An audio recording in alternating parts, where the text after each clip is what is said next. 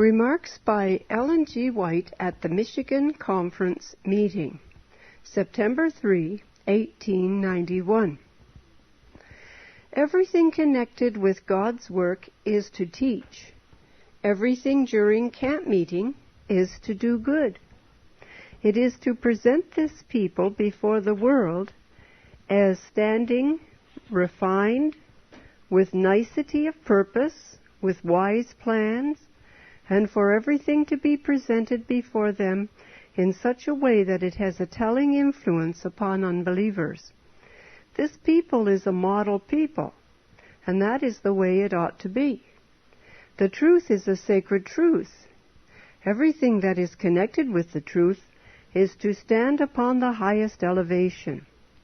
Here are some things presented to me regarding our camp meetings, written about 1 year ago while I was at Petoskey, Michigan. We are never to graduate in this word until Jesus shall change us to the future life, and then we shall learn through all eternity. You are ever to be a learner if you are to be a teacher, presenting things new and old. We shall be continually discovering rich veins of precious ore in this word. It is a priceless treasure for God's people. There is not a moment of time that we are to spend in indolence, but we are to be all the time having our hearts open for the Spirit of God to rest upon us. You need at camp meetings to labor to teach in different lines as Christ did. Few sermons were preached by Christ. He was the great teacher, and crowds gathered wherever he went to listen to his instruction. And he taught as one having authority, and knew that he was teaching the truth. He spake as never man spake. Ministers must be educated to work after the divine model. Many of you love to teach, but you have not taken up the work of teaching in the simplicity of the gospel of Christ. The people will listen to sermon after sermon, which are often double the length they should be, and they can retain but few points of the discourse because their minds have been all the time on temporal, earthly things. Therefore they hear with such earthly thoughts that the truth of God does not make any impression. It does not reach to the very depths of the soul, and the plowshare of truth does not go deep enough. Then they go from the meeting and fall back where they were before. The sermons being often double the length they ought to be, the words lose their force upon the minds of the hearers. Other things come in to choke the seeds of truth. The truth of God must be made impressive point by point. It is for their eternal interest to know. So deeply must the seed of truth be planted that it will become firm and bear fruit to the glory of God. Ellipses on pages indicate where Mrs. White reads extracts relating to the work in Michigan, which extracts were not reported. Continuing. Now, when the truth is being presented, there are applications that need to be made, and appeals to press it right home for a decision, for an important decision. Who is there when this truth is being presented? Somebody besides you. The devil and his angels are there to catch away the seeds of truth. Are these all? Angels of God and Jesus Christ are on the ground. Then what? When you seek to impress the truth upon the heart, you will be a co-laborer with Jesus Christ. I want to tell you that God does not want us to go with a sad, morose countenance, gloomy and despondent. He does not want us to do any such thing. He wants us to look at the bright beams of the Sun of Righteousness and catch these bright beams that they may shine in all the chambers of the mind, that they may shine in the soul temple and therefore you can bring forth from the treasure house of the heart the precious things of God, for out of it are the issues of life. Now, brethren, I have read this much, but it is a small part of what I have in reference to Michigan. I sat here last Monday. Well, in your conference, the resolution was discussed. The resolution recommended that the tithe of the Battle Creek Church, which previously had been appropriated to the General Conference use, again all be given to the Michigan Conference. I was too weak to open my lips at that time. I did not dare to do it. My heart was so weak and throbbing so painfully that I felt it might be at the cost of my life if I attempted to speak, because I knew that if I spoke I would feel deeply over these points. As I went home and was adjusting some of my papers for Australia, I came across some messages which had been written, and I copied some of them. I see that the principle, not the money value, that was presented at that time before I left was not in accordance with the light that God had given me. It will not help your case any. It will only place you where you will not do the very things that God means shall be done. I did not understand that when the matter was presented here, that it was the tithes from the Battle Creek Church, but that it included the whole of Michigan. But after I went home, it presented itself clearly to my mind. Now, if that resolution is passed, that you shall in Michigan keep all your tithes, it is the heaviest weight that you have ever brought upon Michigan, and you will realize it the coming year. If you want that weight to be lifted from your souls, you had better rescind the action taken on that resolution, and let it stand where it was. I know there is a deficiency in all Michigan. It has been presented to me again and again. They are folding their arms and saying, there is an abundance of tithes. Here is the Battle Creek Church which gives so much. They do not need my tithes. But I guess I will place my tithes here where they will serve self. There is not 1/20th part being done that might be done. The matter was presented before me in 1888, and I was bearing a message to the Michigan Conference, something of the very import I am bearing to you now. But I never act upon these things immediately unless the Spirit of God urges me. And now I feel urged by the Spirit of God to say that there is not a more liberal-hearted people in the world than in Michigan. They do not want anybody to help them out, but are selfish, covetous, and withholding from the cause and the work of God. When I understood how the matter was, I had not a single question about the matter in my mind. I tell you, brethren, that in the place of withholding, you ought to give more liberally, for fields are opening everywhere. Souls are coming into the truth, and many of them never heard a discourse. I wish you could hear the pitiful appeals they are making to me. They say, I want your books. I want Patriarchs and Prophets.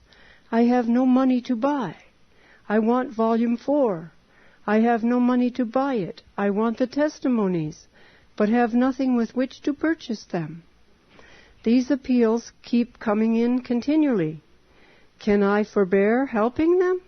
I have sent armfuls of books away without receiving a cent for them, because I know that they should have these things, and the truth of God is entering everywhere. There are missions that must be supported. I remember when I was in Switzerland how oppressed they were for want of means. Ask a man how much he is receiving for his labor, and he says $150 a year. He had 5 in his family and labored for that amount. Now that man was pressed for the necessities of life. You would think you were starving if you were living on that much. You do not know how it is. I know how it is. It will do you good to tell you. One half the world do not know how the other half is living. While you have the comforts of life, you ought to do God's will in helping others. When over in Oregon, Elder Lobero made an appeal to the conference in Upper Columbia that they should donate to that conference. The conference needed it very much. The power of the Spirit of God circulated through that meeting. It was all light in the Lord, and they were so lifted up that they said they would do it.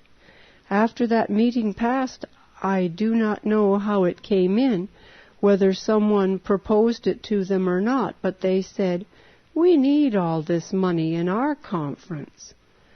I do not know who put it into their minds, but it worked just like leaven.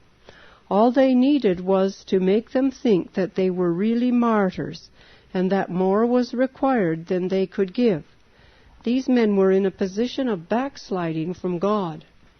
I went into Oregon when my husband was stricken with paralysis, and bore my testimony, and the power of God rested upon me. Next year I went into Upper Columbia. There were all these men of wealth. Those who had the most were complaining the most. Here they were with all their complaints.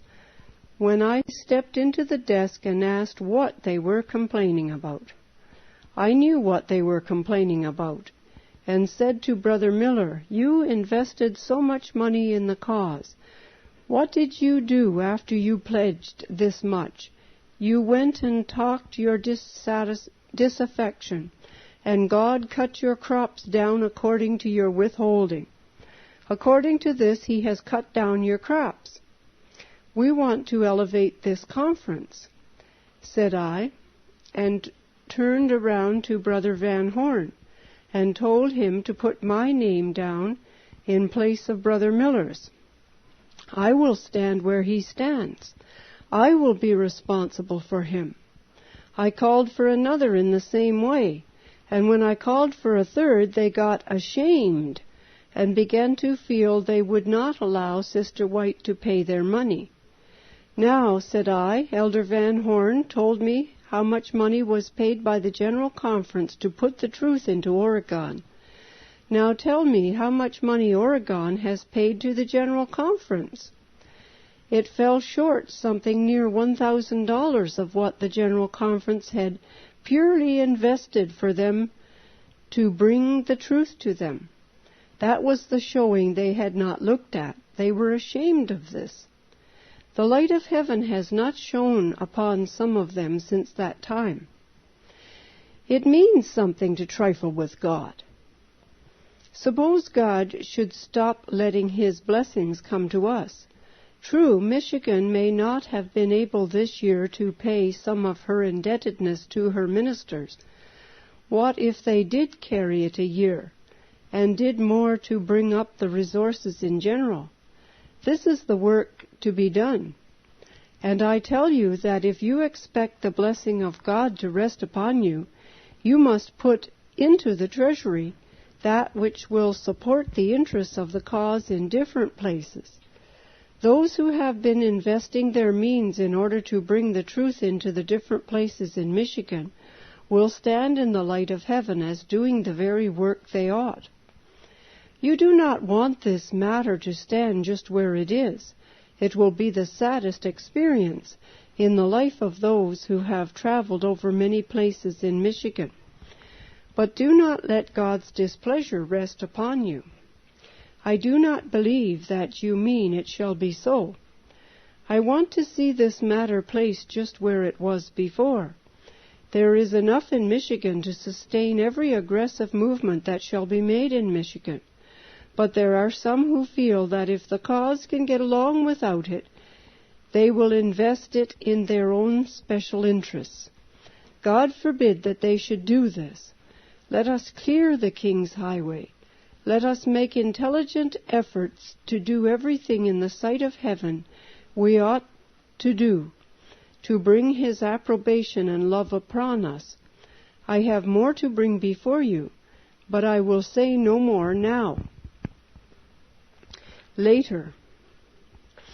I could not understand that resolution when Elder Corliss read it, but I returned home, and the Spirit of the Lord impressing me, I know in myself that it was a mistake. Then reading this which I have presented to you, I copied it from that which I had written. It is not because the means of the Battle Creek Church go to the General Conference that you are in this condition. It lies right within yourselves. If you are for God, He will be for you. And if you set the work in order in the churches as it ought to be, and bring them up in finances as they ought to be, you would have a surplus in the treasury next year, and the amount that goes from the Battle Creek Church to the General Conference will go for the universal wants of the cause in different places where the work must be built up. The Word of God has signified that people must be raised up to stand in the end. This matter and much more I shall read you before I leave the ground, shows that there is an inward working right among yourselves and the churches that must take place, and then the finances will be brought up. If there is no robbery towards God, there is robbery towards God now. Now bring this up, let the conscience be touched, let God work upon your minds, and you will see salvation in your midst. There are ministers who have not fed the flock of God. Well, their salaries have been paid. They are not men who are converted to God. There must be a weeding out of ministers, for they are not converted. We want to have the talent right in among us that has worked up to be used in our conference. But if there is no spirituality to discern where that talent is, or to train and discipline it for the work, what then? Why, if there is talent in other fields, do not say, we are going to furnish our own talent here in Michigan, and we do not want anybody to work in Michigan unless they are Michigan men. Who told you to proscribe for God? Who told you to say what men should be over you? This is contrary to all the light God has given me. You have no right to pick and choose according to your plans. No, indeed. Ask God to send out the very men who would help you most, to send you the very men that are qualified to take and elevate and carry the churches in your place to a higher standard. That is what you are to do. When you do this, God will work with you. When we do this, He will lift what we are trying to lift. If you are going to lay your mark, how God is to work, He will work in an entirely different way from your mark. Every man must be in that position so that when he wants God the worst, he can get Him. We want God to teach us and lead us, and we should yield ourselves to Him as little children to learn in His school. These strong minds, these iron wills, how they must break before Jesus Christ can pour His Spirit into their hearts. What we want is to be empty of self. We want Jesus Christ to work in us and by us and through us, and then we shall see the salvation of God. You say, I am going to take just the men that are in Michigan. Is that the way God works? Not at all. You say, Lord, Thou knowest just the men that will help us the most. Give them to us, and we will accept them and uphold them. That is the way to do, and God will help you in doing it. Manuscript 11, 1891.